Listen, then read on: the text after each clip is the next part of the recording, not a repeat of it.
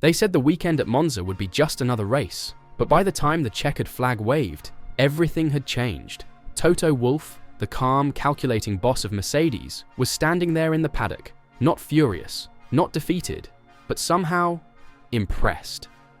Because one man, Max Verstappen, had just made everyone else look silly. And with every passing second that ringed around the Italian track, Wolff's interest in Verstappen burned brighter. A spark was lit. Again. Thousands of fans were bracing for a fight. But there was no fight. Not really.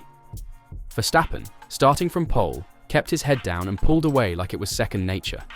He wasn't racing. He was conducting an orchestra. When the dust settled, Max crossed the line 20 seconds ahead of Lando Norris. That wasn't just a win. It was an embarrassment for the rest. And Mercedes? They were nowhere. George Russell crawled home in 5th. Kimi Antonelli, after a string of missteps, limped across in 8th before being demoted to 9th. Wolff didn't hide his frustration. Today, one driver made everyone else look silly, he admitted. And that wasn't just frustration. That was respect. They really need to ask themselves what he's doing differently.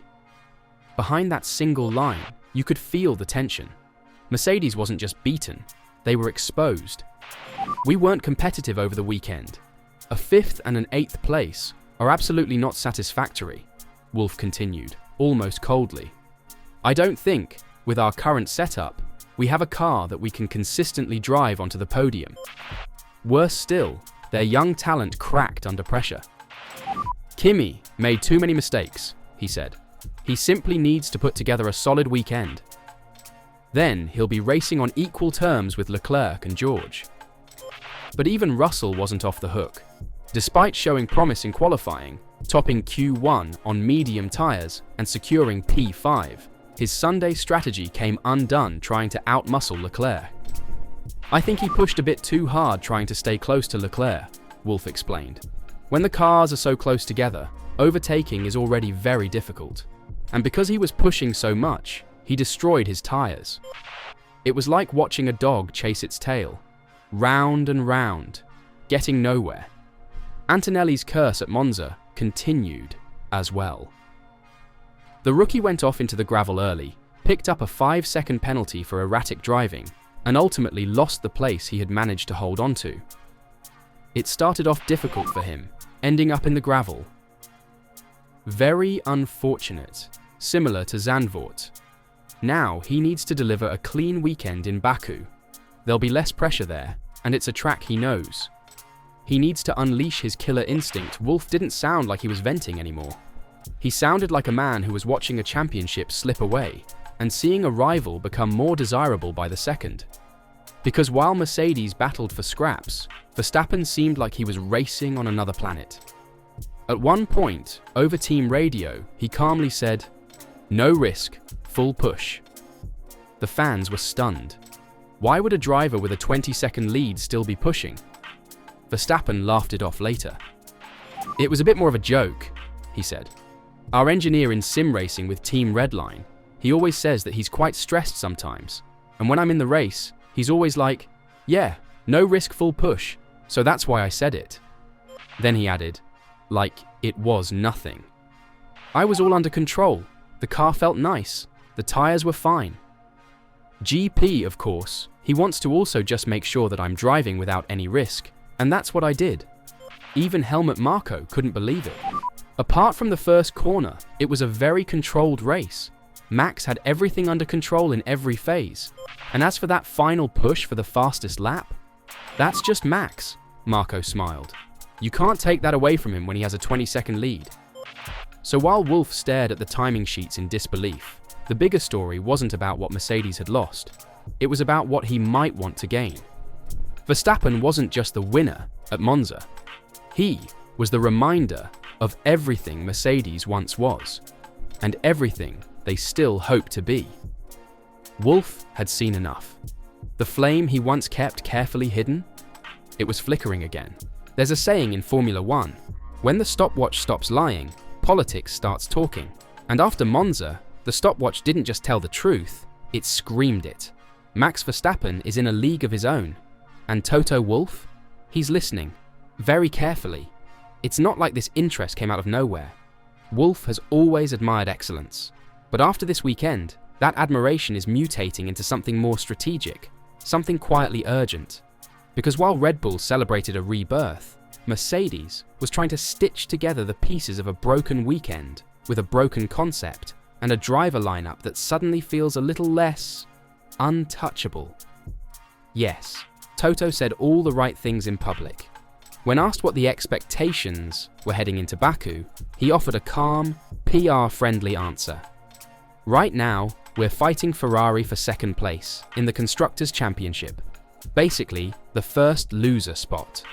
But on the other hand, it's also an honor to be fighting Ferrari that closely. That's the positive side translation.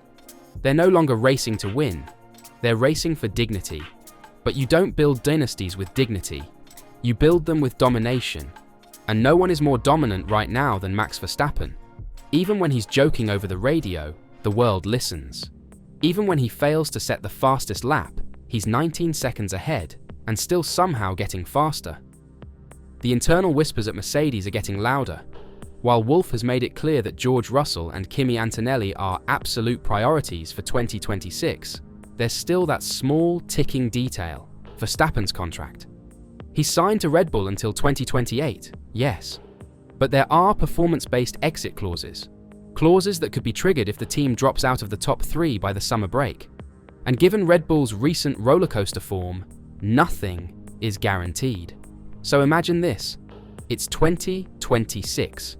Red Bull's form falters again. Verstappen exercises that clause. And Mercedes? Well, they've left the door open. Quietly. Strategically. Now, here's where it gets uncomfortable. Because if Verstappen becomes available, who moves aside? Russell has the edge in experience, sure. He's consistent, mature, and knows how to play the long game.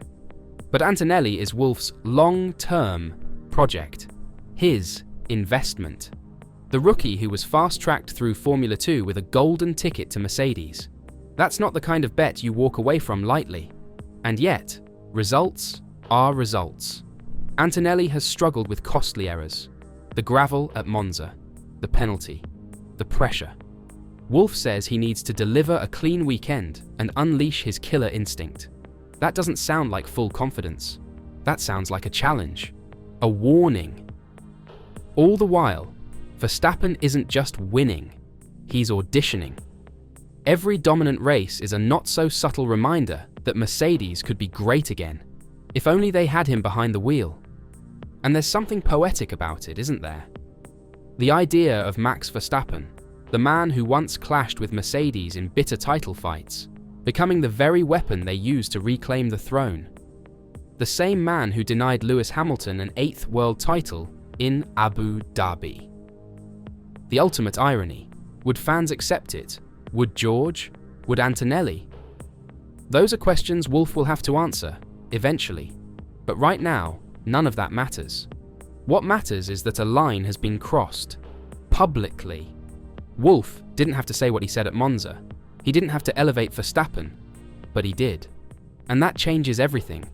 This isn't just about lap times or constructors' points anymore. It's about legacy, about who shapes the next chapter of Formula 1. And Toto Wolff, who built a dynasty on calculated decisions and ruthless clarity, knows one truth better than anyone. When a driver makes everyone else look silly, you don't wait around. You call, you listen, and maybe, just maybe, you prepare the car. Because the question is no longer if Verstappen is wanted at Mercedes. The question is, what happens if he says yes?